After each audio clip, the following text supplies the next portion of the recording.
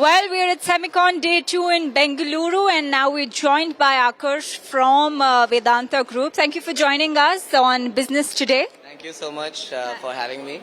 Good to know, and I hope the conference has been quite productive for the industry in terms of negotiations and talks, but a lot to talk with Vedanta, especially about the big announcements they've been making in the semiconductor. I'm all ears to listen to your questions. I have a lot to say.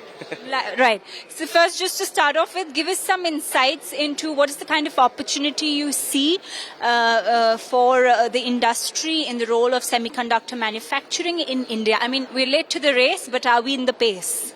We are actually. I think just to give you an idea, India is 1.4 billion people.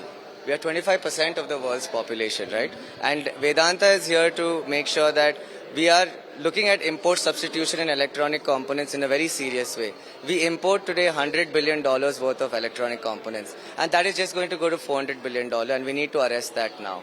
So when we look at electronic components, the main mind and heart of electronics is the display, glass, and the chips. So we want to come in with both. We do have our own display manufacturing asset, and we want to bring in partners such as Foxconn and other semiconductor players into India.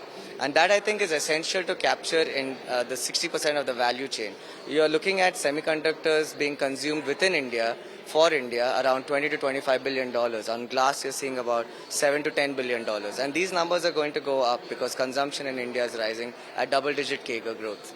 Right.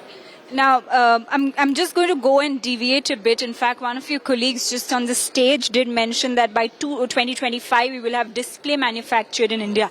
Now, that's a big statement coming from Vedanta on Semicon. So just give us a few insights into what do you mean by this and what is the kind of timeline you're looking to achieve that by 2025? So we are looking at getting the government approval and also tying up with our partners in the months of May, June and July. And we want to break ground by the end of this year. This will lead us to kind of build the factories by end of 2024, 2025.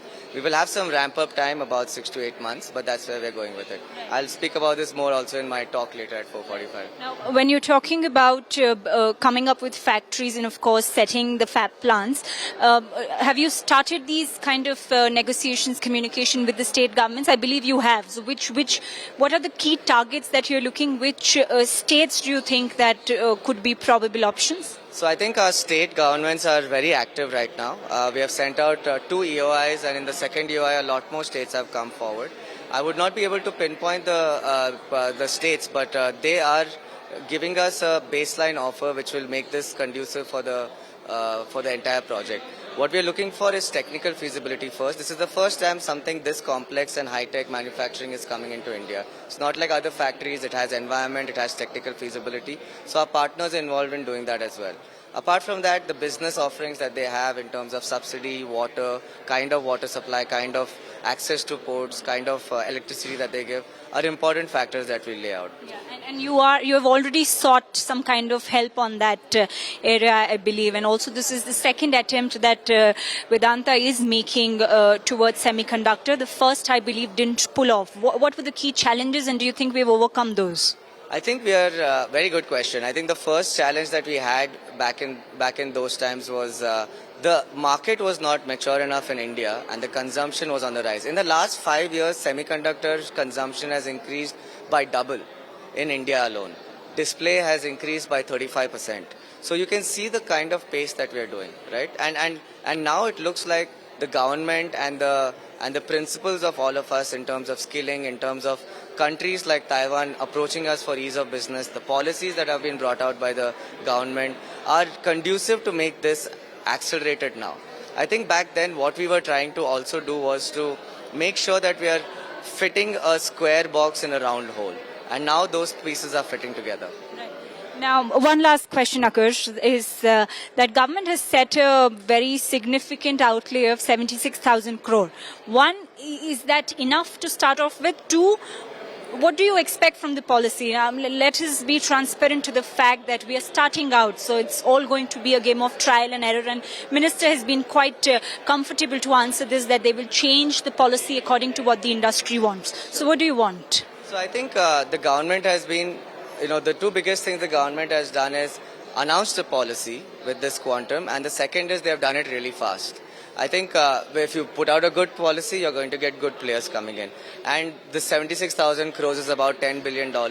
Is a good amount for the technology we are trying to bring in. You see, India does not need to have the Apple's 3 nanometer, 4 nanometer chips. Doesn't need to have the AMD of the world. They need to have chipsets that work with our economy, right? And 98% of our phones are 100 to 150 million, 100 to 150 dollars worth. And that is the kind of chipsets that we are trying to build for. So there is notebooks, there is IoT devices, all of them use 28 nanometer chips that we are trying to build. And we're going towards 22 nanometer chips, which goes into automobile, TVs and other kind of applications. So we are in that place where $10 billion is good for that. If you were going to say 3 nanometer, 4 nanometer, you can see US is investing $50 billion there. You can see Korea is investing north of $100 billion because they are going for the cutting edge. We don't need cutting edge now. We need something tried and tested, something that we can copy paste, get it into our country and start manufacturing as soon as possible. That's great. One last question.